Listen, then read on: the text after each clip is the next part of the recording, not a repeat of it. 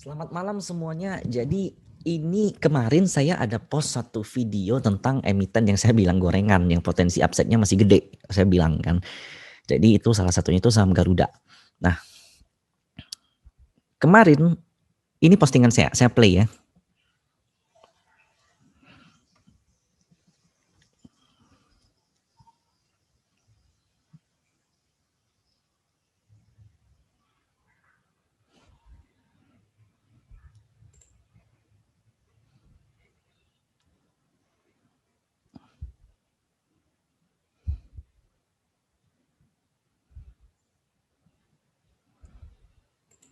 Jadi saat itu saya mengatakan Gia kita boleh spek masuk karena posisinya chartnya sedang menarik.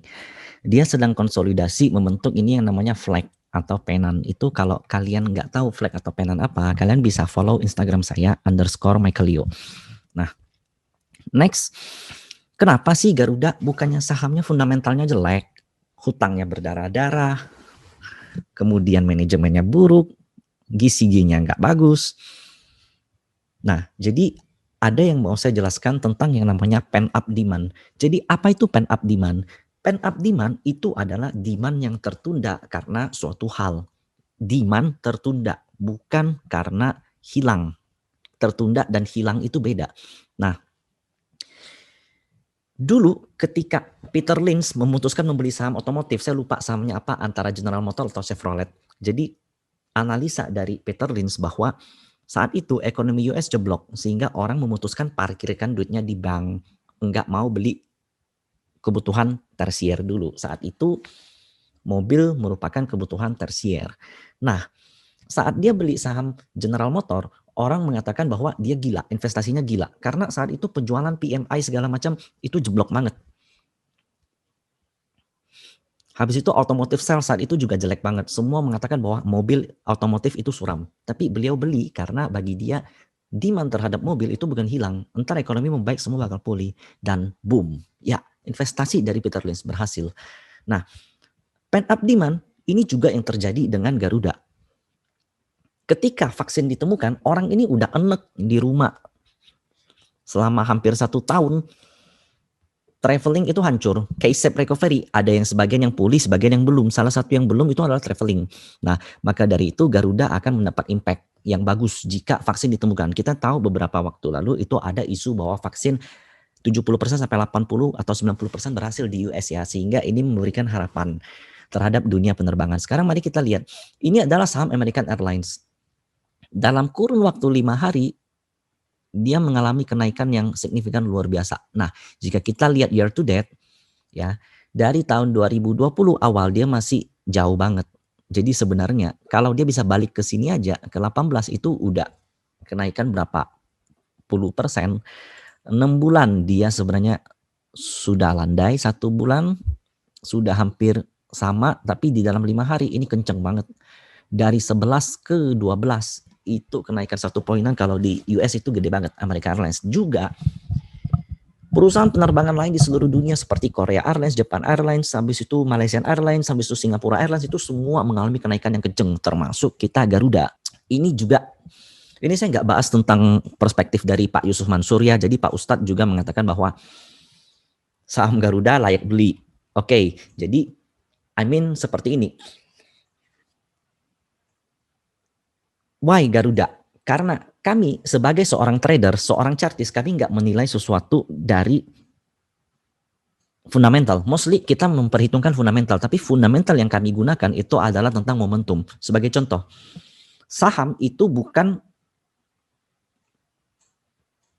tidak seperti dengan kehidupan nyata. Kalau kehidupan nyata, komoditas itu amat dipengaruhi dengan supply dan demand kan.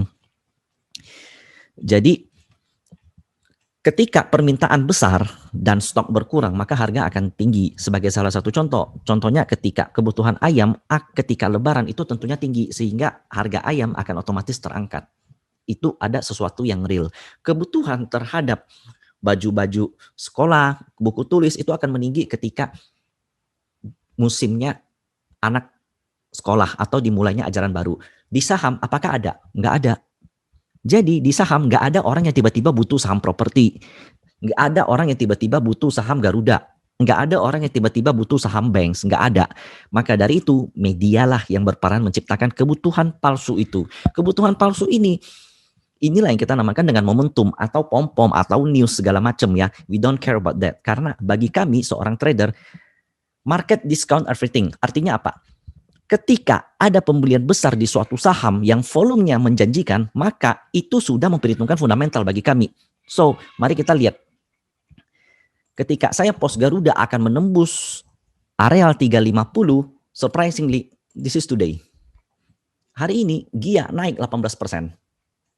Menembus area 3,5. Waktu saya chart itu sampai di sini. Nah, flagnya seperti apa? Jika kita zoom, ini dinamakan dengan flag pattern. Jadi ini bendera. Target kenaikannya adalah seperti ini. Tuh, dia udah capai target kalau hari ini. Jadi flag itu seperti ini ya.